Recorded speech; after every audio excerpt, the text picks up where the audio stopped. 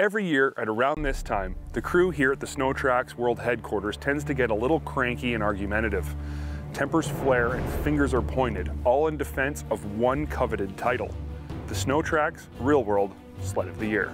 I think one of the reasons SnowTrax TV has become a favorite for so many of you is that you know the crew is very diverse in terms of their riding styles and preferences. The problem arises when we're all forced to sit down and agree on what the Real World Sled of the Year should be.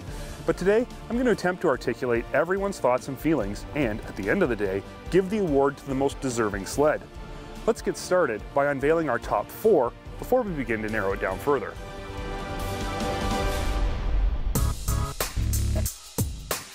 This season, after thousands and thousands of miles accumulated, the entire crew unanimously agreed that if they had to pick one sled to ride all season from each manufacturer, they would be the Polaris Switchback 800 Pro R, Qudoos Xr S, Arctic Cat's Tigre, and the Yamaha Viper Deluxe.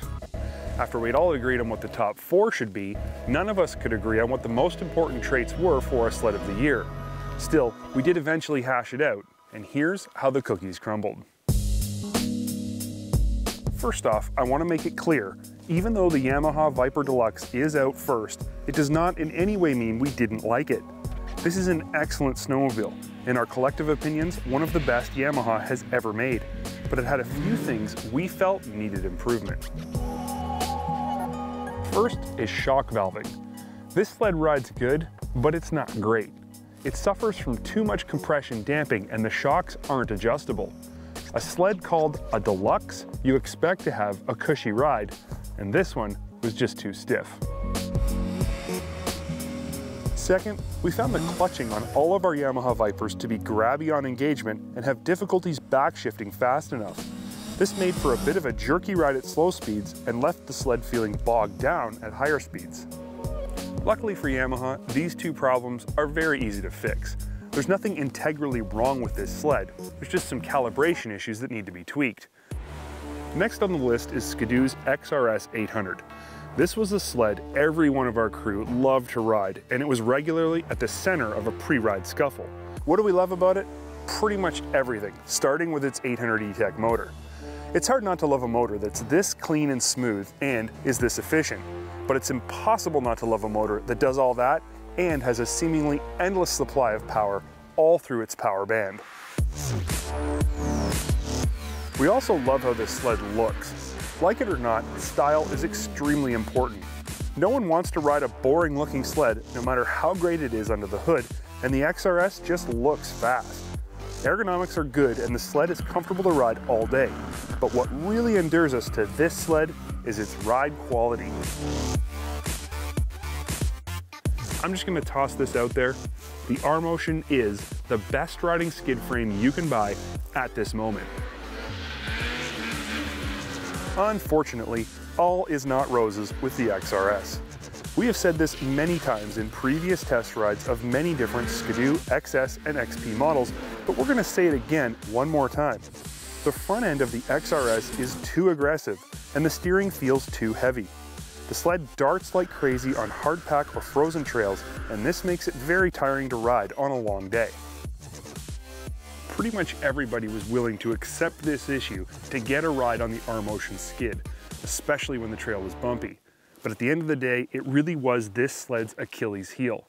Fortunately, we already know Qudoos has addressed it on 2015 models. Our top 2 contenders are sleds that over-deliver in very different ways.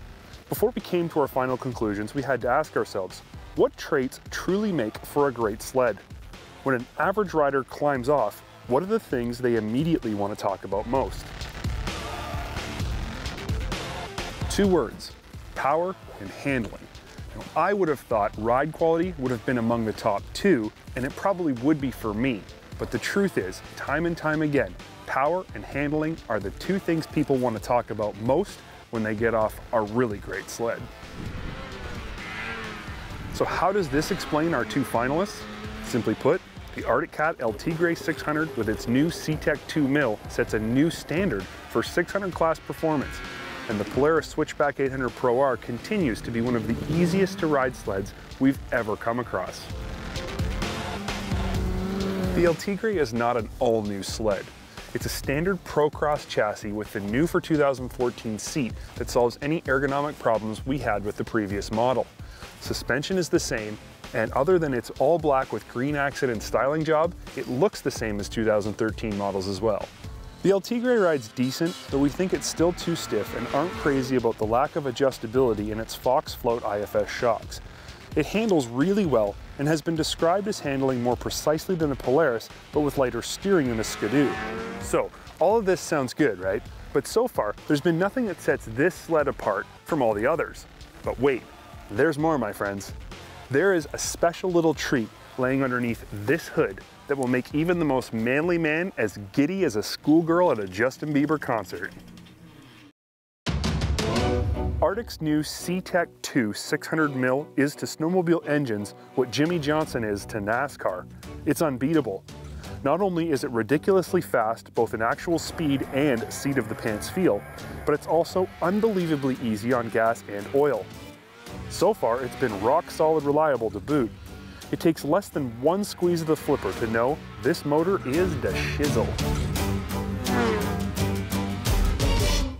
Combine this power plant with the Tigre chassis and you've got a lightweight, easy handling, smooth riding, mean looking snow bullet just waiting for that lever to be flicked over to fully automatic. Now how can anyone compete with that? Well, to be honest, the answer is far less exciting but equally as appealing. Polaris's now 5-year-old Pro Ride chassis, more specifically the switchback version, has been massaged and refined over the past few years and has become what we feel is the easiest to ride snowmobile on the market. Why? I'm really glad you asked. So what makes a sled easy to ride? Well, first, it's gotta be comfortable. The switchback is definitely ergonomic excellence in a bottle. When I sit my behind on this wide flat seat and I reach for the handlebars, I can't find one thing to complain about. And this is a sentiment shared by almost every person who has swung a leg over this beast in 2 full seasons. Next, a sled has to have excellent ride quality in a variety of terrain. And again, the switchback delivers on this in spades.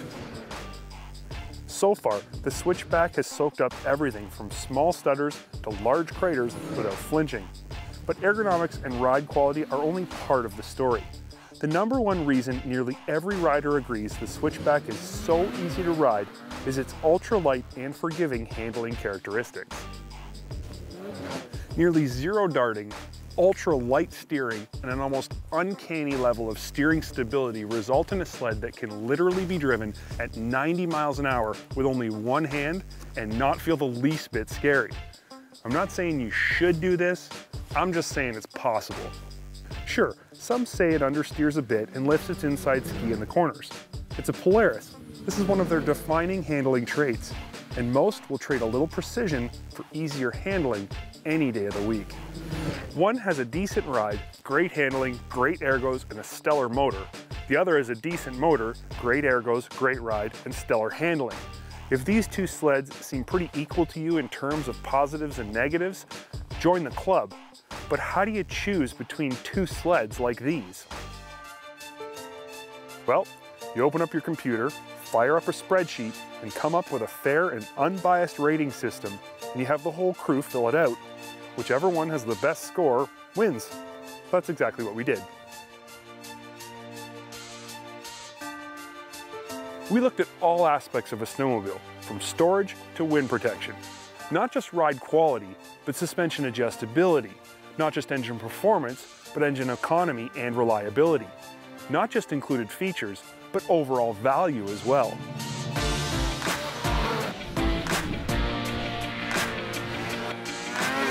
Polaris's Switchback 800 Pro R scored huge points in ride quality, suspension adjustability, handling, overall rider comfort, included features, and overall value. It suffered in engine performance, engine economy, engine reliability, and most people felt it wasn't overly that warm to ride. Arctic Cat's Tigre, with its all-new C-Tech 2 600cc mill, scored huge points in ergonomics, rider comfort, engine performance, engine economy, engine reliability, handling, and overall rider enjoyment. Ride quality and features were two areas it suffered, but we know Arctic has a new shock package for next season, and features are something you pay for if you want them. We already know that for 2015, Polaris has addressed all the areas the Switchback scored low, and further improved the areas in which it already excels. The Axis is likely to be a game changer, but for this season, the Switchback simply didn't score enough points to take home the title. Which means it's Arctic Cat's El Tigre that walks away with the highly coveted honor of being SnowTrax Television's 2014 Real World Sled of the Year. It's comfortable, it's reliable, it handles great, and dang it, it's one fast kitty. It's the Arctic Cat El Tigre.